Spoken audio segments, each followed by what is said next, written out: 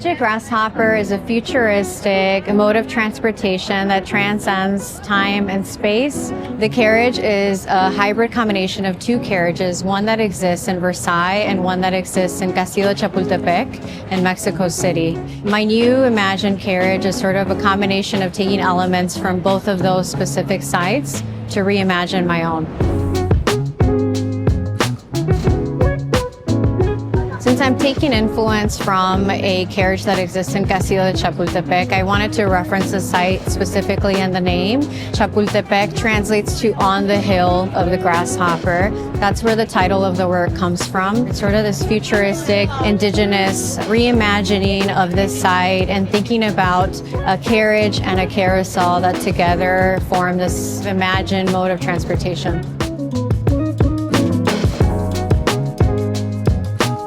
The wheels are moving, they're kinetic, and this sort of movement is really pointing itself towards car culture, specifically where I'm coming from, Chicago. I wanted them to include a message, so there's text that spins and reads that says, "Where dreams are made," while the rim itself is gold and gilded.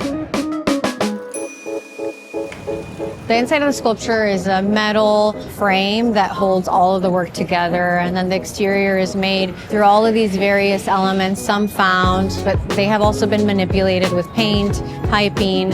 All of these elements have endured many layers of fabrication to get to this final stage. My work is focused on blending past, present, and future, and really looking at 18th century art history, specifically Rococo art history, combined with the Latinx experience to kind of create my own language. And creating my work is also paying homage to women's work at large and my family history as well. We knew right away that Yvette was the perfect fit for Times Square. Yvette's practice already has all of the elements that you'd want for a really great public art project.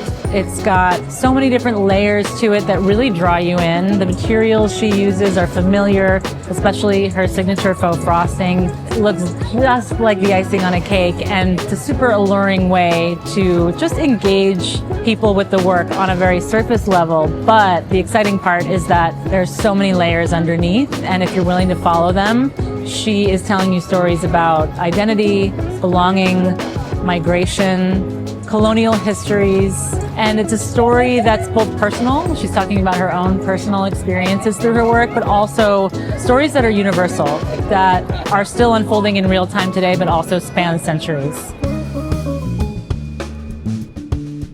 Every single night, 95 of these screens present Yvette's Midnight Moment, Pleasure Gardens. The way that she can create these really dynamic compositions, both through video as well as in physical form, has been really amazing to see.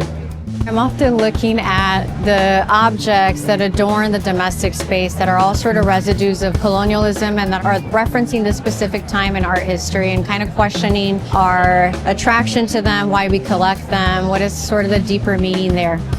Throughout the video being projected across all of the screens, it was incredible to see the pinks taking over all of the atmosphere around here in Times Square. Very monumental.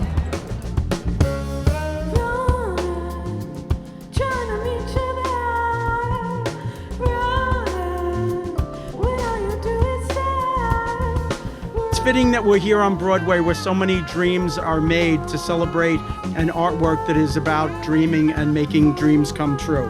We believe in the power of public art to hold up a mirror to who we are as a city and who we are as a society and shape our shared understanding of both the past and the possibilities ahead. I am still processing what it feels like to have a work exist here with this audience and in the site. But it feels special. It feels like a milestone that I think a younger version of me would think is maybe impossible or even out of reach. And to be able to stand here and have my work be behind me is something that I could only have dreamed of.